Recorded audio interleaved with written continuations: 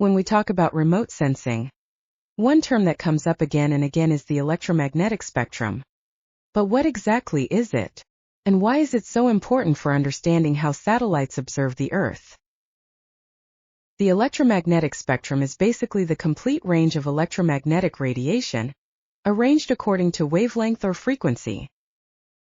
It includes everything from very short wavelength gamma rays to very long wavelength radio waves. And here's the important part for remote sensing. Satellites do not detect only visible light. They can detect energy across different parts of the electromagnetic spectrum, and each region can reveal different information about the Earth's surface. Before going further, let's understand two basic terms. Wavelength is the distance between two successive peaks of a wave, while frequency tells us how many wave cycles pass a point in a given amount of time. These two are related. As wavelength increases, frequency decreases, and as wavelength decreases, frequency increases. If we move through the electromagnetic spectrum from shorter wavelengths to longer wavelengths, we encounter several major regions: gamma rays, X-rays, ultraviolet, visible light, infrared, microwaves, and radio waves. However, not all of these regions are equally useful for Earth observation.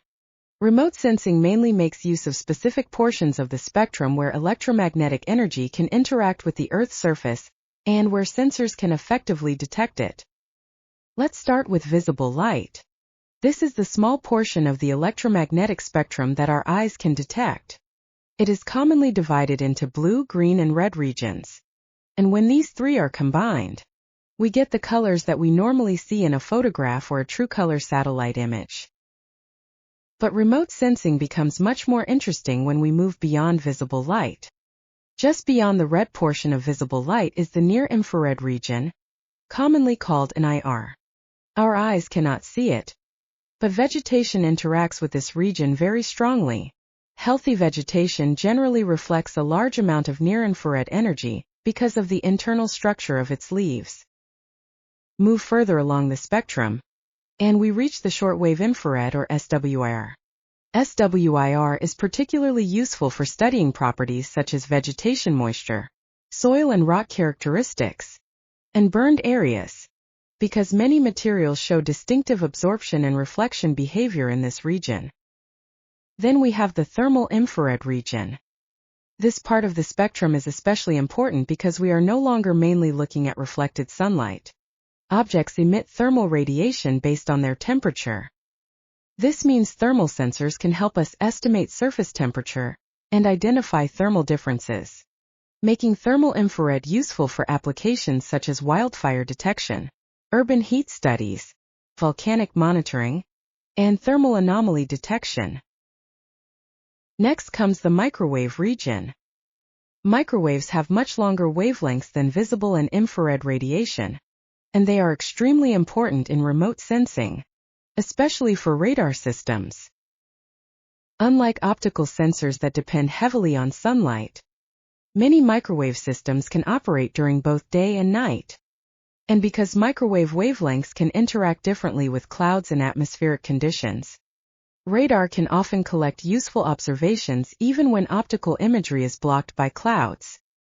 This is why microwave remote sensing is widely used for applications such as flood mapping, soil moisture monitoring, surface deformation, and vegetation studies. Now here's something very important. Different wavelengths interact differently with different materials. A material may strongly absorb one wavelength, strongly reflect another, and behave differently again at a third wavelength. This wavelength-dependent interaction is the foundation of spectral analysis in remote sensing.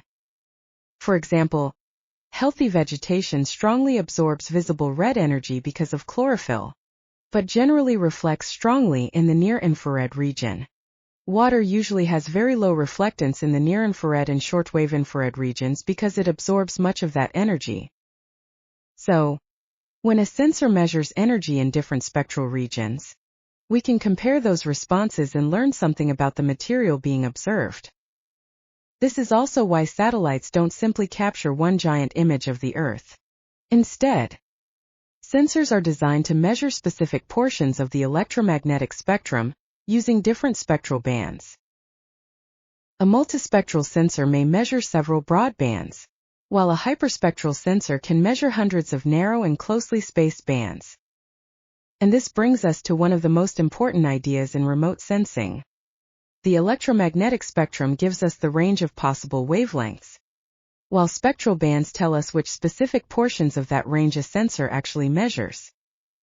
So, the next time you look at a satellite image, remember that you are not simply looking at a photograph.